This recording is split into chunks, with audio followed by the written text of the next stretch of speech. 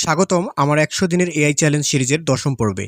আজ আমরা যাচাই করব এআইগুলো কতটা গভীরভাবে রাজনৈতিক ও সামাজিক বাস্তবতা বিশ্লেষণ করতে পারে। আমি কোনো পক্ষ নিচ্ছি না, বরং এই পর্বে লক্ষ্য হচ্ছে একটা জটিল, বাস্তব এবং স্পর্শকাতর প্রম্পট দিলে এআই কিভাবে রেসপন্স করে সেটা পর্যবেক্ষণ করা। আর এটা আমরা দেখব এআই এর ডিপ সার্চ মডেল ইউজ করে। এটা আমাদের শেখাবে কোন এআইটা শুধু তথ্য দেয় আর কোনটা সত্য খুঁজে আনতে পারে।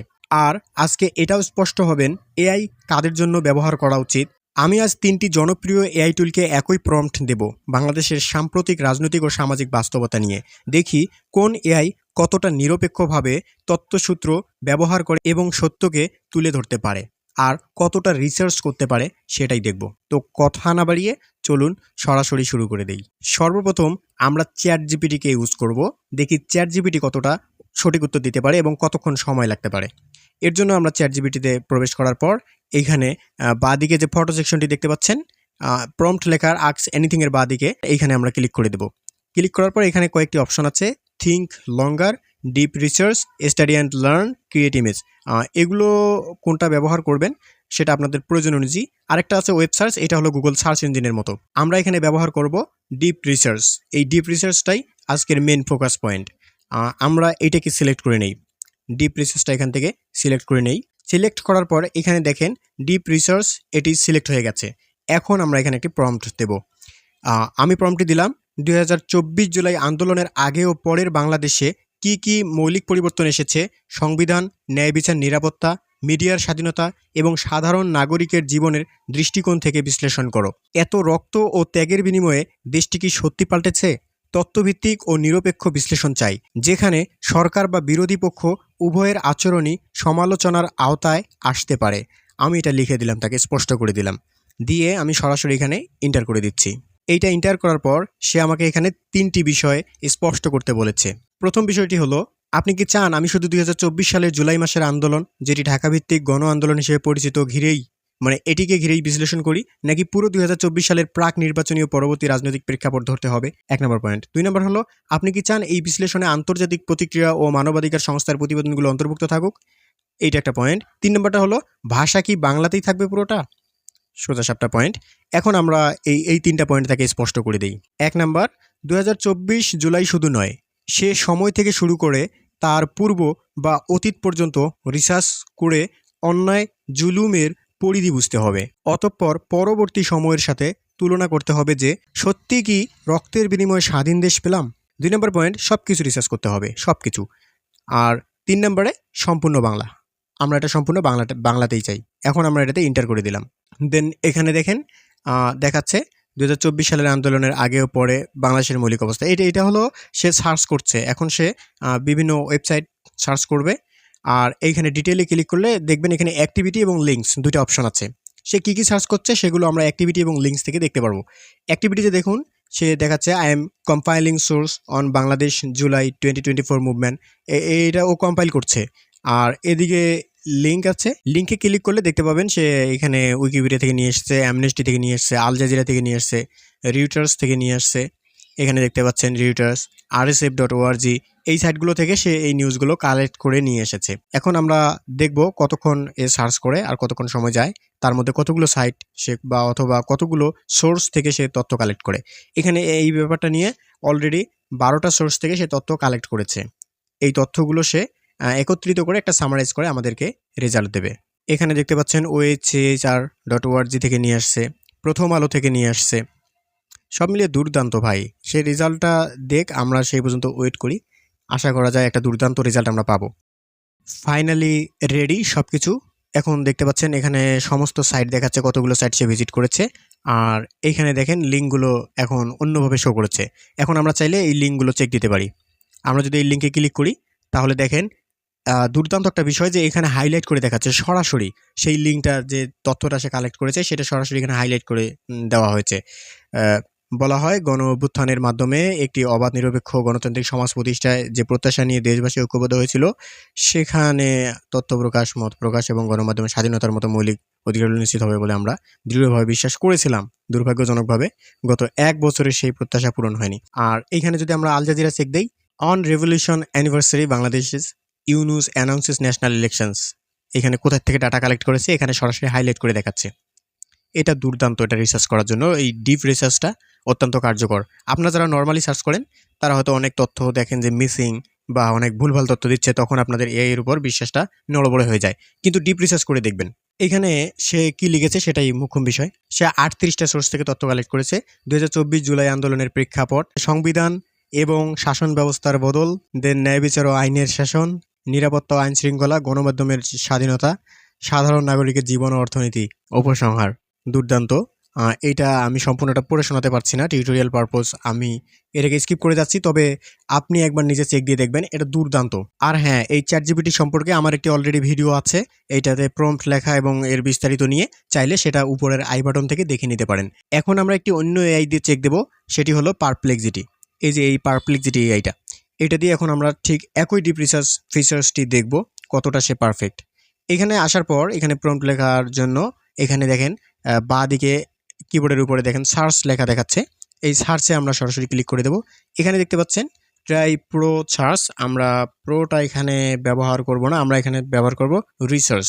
রিসার্চটাও প্রো, তবে এটা 3টা করে সার্চ করার সুযোগ দেয় এই রিসার্চ অংশে, কারণ এটা হলো প্রিমিয়াম, এখানে ফ্রির কোনো সুযোগ তারা দেয় না। প্রতিদিন 3টা করে সার্চ। তো এই রিসার্চে আমরা ক্লিক করে দেব। ক্লিক করে দেওয়ার পর আমরা সেম প্রম্পটটা এখানে কপি পেস্ট করে দেব, দিয়ে এখানে সরাসরি সেন্ড করে দেব। Investigating recent constitutional reform in Bangladesh following the July 2024 protest for a comprehensive analysis. এখানে দেখতে পাচ্ছেন সে সার্চ করেছে ইনভেস্টিগেটিং রিসেন্ট, ইনভেস্টিগেটিং করেছে সে, অ্যাসেসিং, এক্সপ্লোরিং, অ্যানালাইজিং সব কিছু করছে সঠিক উত্তরটা খুঁজে বার করে আনার জন্য, অথবা আমাকে সুন্দরভাবে বুঝিয়ে দেওয়ার জন্য। ফাইনালি সে এখানে রেডি করেছে, এটা একটু দ্রুত কাজ করে। এইখানে সোর্সগুলো দেখতে পাচ্ছেন কোথা থেকে তথ্য কালেক্ট করেছে। আমরা যদি এই সোর্সে ক্লিক করি তাহলে এখানে দেখতে পাচ্ছেন 118টি ওয়েবসাইট থেকে ডাটা কালেক্ট করেছে সে, এবং প্রত্যেকটা ওয়েবসাইটের লিঙ্ক সে এখানে দিয়ে দিয়েছে কোথা থেকে সে নিয়ে এসেছে ডাটাগুলো। আমরা যদি একটিতে ক্লিক করি তাহলে দেখতে পাচ্ছেন দ্য ডেইলি স্টার নিউজের, সেটি হলো challenges two media freedom in post Hasina Bangladesh, exact যেটা ছিল এখানে সেইটাও তুলে নিয়ে এসেছে। একবার ভাবুন এইটা আপনার নিজের করতে কতক্ষণ সময় লাগতে পারে এই জিনিসগুলো পুঙ্খানুপুঙ্খভাবে রিসার্চ করার জন্য, আর সেটাও এক মুহূর্তেই করে দিচ্ছে। চ্যালেঞ্জ ও সীমাবদ্ধতা, সমালোচনামূলক বিশ্লেষণ, অর্জনসমূহ, অসম্পূর্ণতা, উপসংহার সবকিছু সে তুলে ধরেছে এখানে। আন্দোলন পূর্ব অবস্থা, আন্দোলন পরবর্তী অবস্থা, ন্যায় বিচার ব্যবস্থার রূপান্তর, শেখ হাসিনা আমলে কী ছিল, অন্তর্বর্তী সরকারের কি অবস্থা, এগুলো সবগুলো সে তুলে ধরেছে প্রতিবেদন আকারে। এগুলো পড়ে শোনানো যেত আপনাদের জিনিসটা ক্লিয়ারভাবে বোঝানোর জন্য যে কতটা দুর্দান্ত রেজাল্ট দিয়েছে, কিন্তু অতক্ষণ তো আপনিও থাকবেন না, আপনার বিরক্ত লেগে যাবে। তাই আমি বলছি আপনি নিজে একবার চেক দিয়ে নিন। আর এই পারপ্লেক্সিটি সম্পর্কে আমার অলরেডি একটি ভিডিও আছেই, আপনি চাইলে সেটি আই বাটনে ক্লিক করে সেটাও দেখে নিতে পারেন এই পারপ্লেক্সিটি বোঝার জন্য। এখন আমরা তৃতীয় এআইটি নিয়ে কথা বলবো, সেম একই প্রম্পটই আমরা সেখানে দেব, আর সেটি হলো টুইটারের গ্রোক এআই। গ্রোক এআই আমরা ক্লিক করে দিচ্ছি, এই যে এটাতে আমরা ক্লিক করে দিচ্ছি। আমার আপডেট চাচ্ছে, আমি আপডেটটা পড়ে দেবো। এখানে আসার পর দেখতে পাচ্ছেন এখানে সার্চ অপশন, আস্ক এনিথিং, এখানে প্রম্পট লেখার জায়গা, এখানে নিচে দেখুন একটা অ্যাটাচমেন্ট আইকন আছে, তারপর পরেই হলো ফার্স্ট সেকশন, তারপরে যেটা দেখতে পাচ্ছেন সেটি হলো ডিপ সার্চ, ওইটাতে ক্লিক করে দেবেন। ক্লিক করার মাত্র এখানে দেখাবে ডিপ সার্চ। আমরা সেম প্রশ্নটা এখানে করব, আমরা এটাকে কপি পেস্ট করে এখানে সেন্ড করে দিলাম। সে এখন রিসার্চ করা শুরু করে দিয়েছে। 50টা পেজ সে দেখেছে অলরেডি 5-6 সেকেন্ড সময়ের মধ্যে, 100টা পেজ। আমরা একটু ওয়েট করলে দেখতে পাবো 150টা পেজ, মানে এগুলো সে সার্চ করেছে, এতগুলো পেজ এই সময়ের মধ্যে সার্চ করেছে। আমরা দেখব কতগুলো পেজ সে সার্চ করে আর কীরকম রেজাল্টটা দেয়। ডিপ রিসার্চ মানেই অন্য লেভেলের একটা বিষয়। সে রিসার্চ করছে, অলরেডি 400 পেজ রিসার্চ করে ফেলেছে। আপনারা দেখতে পাচ্ছেন এখানে সবগুলো সাইট লিঙ্ক সহ দেওয়া আছে, কোথা থেকে ডাটা কালেক্ট করলো সেগুলো। জুলাই ঘোষণা, সংবিধানে বিপ্লব স্বীকৃত, আওয়ামী লীগের অত্যাচারের বিচারের জন্য আইনি পদক্ষেপ প্রয়োজন, নিরাপত্তা উন্নত, searching for specific change in Bangladesh after July. সে যতভাবে এটাকে সার্চ করা যায় ততভাবে এটাকে আলাদা আলাদা করে সার্চ করছে, এবং যে সাইটগুলো পাচ্ছে, যে রেজাল্টগুলো পাচ্ছে সেগুলো অ্যানালাইসিস করছে। যতক্ষণ সময় নিচ্ছে এটা আসলেই অনেক সময়ের ব্যাপার এখানে, তাই এতক্ষণ পর্যন্ত আমি ভিডিওটি না চালিয়ে আমি সেই মুহূর্তে নিয়ে যাচ্ছি আপনাদের। Finally ready. 726 সেকেন্ড ধরে সে রিসার্চ করেছে, 726 সেকেন্ড ধরে রিসার্চই করেছে। এখানে সাইট দেখতে পাচ্ছেন 2550টা পেজ সে দেখেছে, পড়েছে, রিড করেছে, এবং সেই অনুযায়ী সামারি লিখেছে। এটা ভাবা যায়? 2550টা, এই গ্রোক এআই 2550টা সাইট রিসার্চ করে আমাদেরকে এইখানে রেজাল্ট শো করিয়েছে। এটা ভাবতেই অন্যরকম লাগে। আপনার এই 2550টা সাইট রিসার্চ করতে কতদিন সময় লাগতো আপনি কল্পনা করতে পারতেছেন? আর ততদিন পর্যন্ত আপনার মনোবল কি ঠিক থাকতো? সে এইখানে লিঙ্কগুলো সহ শো করিয়েছে। আপনারা লিঙ্কগুলো দেখতে পাচ্ছেন। প্রত্যেকটা লিঙ্কই ভ্যালিড লিঙ্ক। আমরা এই লিঙ্কগুলো চেক দিতে পারি। যদি তার উপর বিশ্বাস না হয়, সরাসরি লিঙ্কগুলো আমরা চেক দিতে পারি সেই নিউজটা পাওয়ার জন্য। আমরা এখানে দ্য ডেইলি স্টারের একটা পোস্ট ওপেন করলাম। এখানে দেখতে পাচ্ছেন টাইমলাইন অফ স্টুডেন্ট প্রোটেস্ট। এখানে দেখতে পাচ্ছেন Chhatra League and other ruling party activist attack quota protest at Dhaka university. একদম এক্স্যাক্ট তথ্যটা ও সেখান থেকে কালেক্ট করেছে।